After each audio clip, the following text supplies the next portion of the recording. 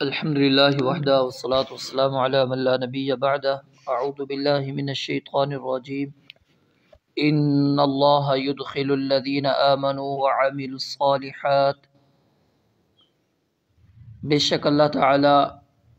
داخل کرے گا ان لوگوں کو جو ایمان لے کر آئے اور جنہوں نے نیک اعمال کیے، جنات تجری من تحتها الانہار، ایسے باغات میں جس کے نیچے سے نہریں چلتی ہیں بہتی ہیں، یحلون فیہا من اساور من ذہب ولؤلؤا، انہیں اس میں کچھ سونے کے کنگن پہنائے جائیں گے اور موتی بھی، ولباسہم فیہا حریر، اور ان کا لباس اس میں ریشم کا ہوگا، وہدوا الی الطیب من القول وہدوا الی صراط الحمید، اور انہیں پاکیزہ بات کی طرف ہدایت کی گئی اور انہیں تمام تعریفوں کے مالک کے راستے کی طرف ہدایت کی گئی۔ گزشتہ آیات کے اندر اللہ تعالیٰ نے کفار کے متعلق اور جہنم کے اندر جو ان کے ساتھ معاملات کیے جائیں گے اس کی ایک جھلک رب العالمین نے ذکر کی۔ قرآن کا اسلوب ہے کہ اللہ تعالیٰ دونوں راستے ایک ساتھ بیان کرتے ہیں، دونوں نتائج ایک ساتھ ذکر کرتے ہیں، تاکہ انسان جو با اختیار ہے وہ خود ہی راستے کا انتخاب کرے، عمل کا انتخاب کرے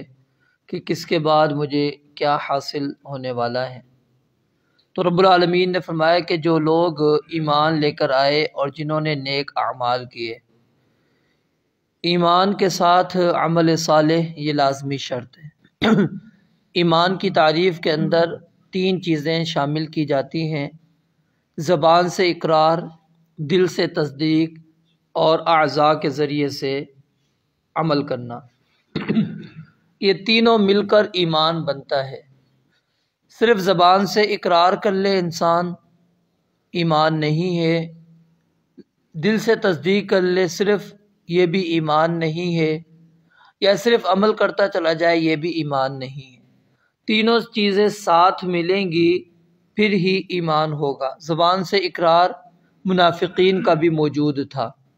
منافقین کا بھی اذا جاءک المنافقون قالوا نشہد انک لرسول اللہ، کہتے تھے ہم گواہی دیتے ہیں یقیناً آپ اللہ کے رسول ہیں، واللہ یعلم انک لرسول، اور اللہ رب العالمین فرماتے ہیں کہ اللہ جانتا ہے کہ یقیناً آپ اللہ کے رسول ہیں، واللہ یشہد ان المنافقین لکاذبون، لیکن اللہ گواہی دیتا ہے کہ یہ منافق جھوٹے ہیں۔ کیوں کہ زبان سے اقرار تو کر رہے ہیں آپ کے رسول اللہ صلی اللہ علیہ وسلم ہونے کا، لیکن دل سے اس بات کی تصدیق وہ نہیں کر رہے۔ کفار اعمال صالحہ تو کرتے ہیں، نیک اعمال کر رہے ہیں، خدمات کے کام کر رہے ہیں، نیکیوں والے عمل موجود ہیں ان کے، یہ نہیں ہے کہ نیکی والے کام نہیں ہیں، کافر ہیں، نیکی کے کام ان کے اندر بھی موجود ہیں، جو یعنی ہماری شریعت کے اندر اجر اور ثواب کے مستحق اعمال ہیں، لیکن اس عمل کا انہیں کوئی فائدہ پہنچنے والا نہیں ہے۔ اس کی وجہ کیا ہے؟ کیونکہ انہوں نے زبان سے اقرار نہیں کیا ہوا، دل سے اس کی تصدیق نہیں کی، صرف عمل بھی کافی نہیں ہے۔ تو یہ تینوں چیزیں ہوں گی تو وہ ایمان ہوگا۔ اگر ایک بھی چیز اس میں کم ہو جائے گی تو وہ ایمان نہیں کہلائے گا۔ تو اس لیے اللہ رب العالمین نے ایمان اور ساتھ میں پھر عمل صالح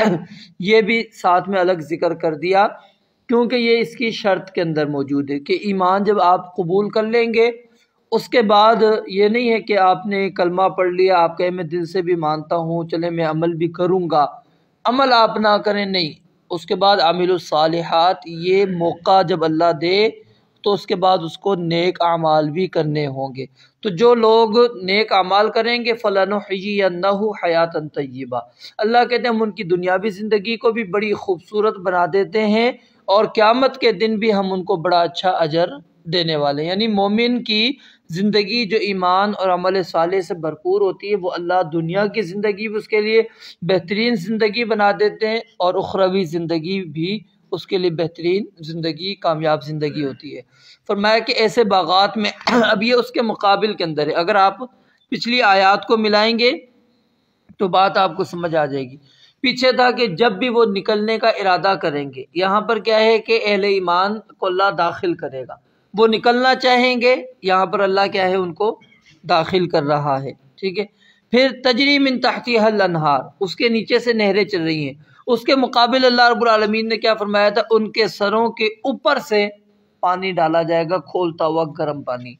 پھر اسی طرح اللہ رب العالمین نے یہاں پر فرمایا کہ وَلِبَاسُهُمْ فِيهَا حَرِيرٌ، کہ ان کا جو لباس ہوگا اہل ایمان کا جنت کے اندر وہ خالص ریشم کا ہوگا، اور کفار کا کیا تھا، قُطِّعَتْ لَهُمْ ثِيَابٌ مِّن نَّارٍ، آگ کا عذاب ہوگا، یعنی آگ کا لباس، کپڑے ان کے لیے تیار ہوں گے۔ اور پھر ادھر فرمایا یحلون فیہا من اساور من ذہب ولؤلؤا، کہ ان لوگوں کو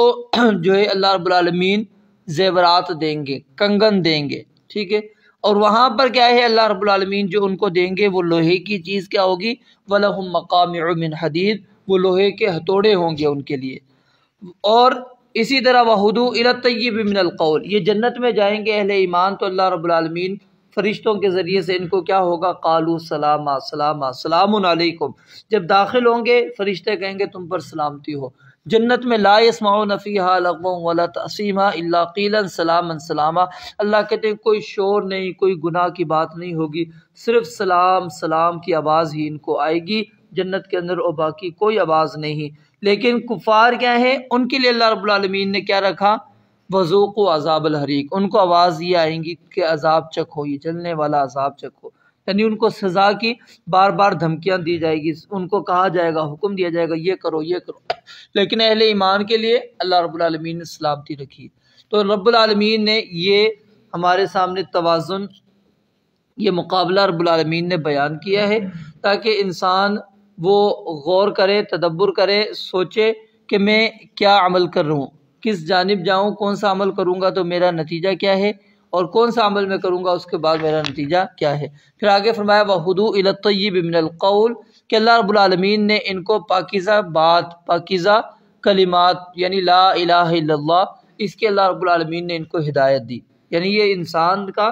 خود کا عمل نہیں ہے بلکہ رب العالمین نے انسان کو یہ توفیق دی کہ وہ رب العالمین کی توفیق سے مسلمان ہوا، اس نے زبان سے اقرار کیا۔ وَهُدُوا إِلَى صِرَاطِ الْحَمِيدِ، اور پھر یہ اللہ رب العالمین ہی کی توفیق ہے کہ رب العالمین نے ان کو جنت کا راستہ دکھلایا۔ اذا صراط الحمید سے مراد کیا ہے، جنت کا راستہ، کیونکہ وہاں وہ تعریفوں سے بھرا ہوا ہوگا، ادھر اللہ کی تعریف ہی تعریف ہوگی۔ وآخر دعواہم ان الحمد للہ رب العالمین، کہ ان کا آخری جو پکار ہوگی اہل جنت کی وہ کیا ہوگی، کہ تمام تعریفیں اللہ رب العالمین کی۔ تو جنت کے اندر سلامتی اور اللہ کی حمد و ثنا ہی ہیں، تو اس لیے اللہ رب العالمین نے فرمایا یہ اللہ کی توفیق کے ساتھ ان کو یہ راستہ دکھلایا گیا ہے۔ رب العالمین سے دعا ہے اللہ رب العالمین سمجھنے عمل کرنے کی توفیق عطا فرمائے۔ وآخر دعوانا ان الحمد للہ۔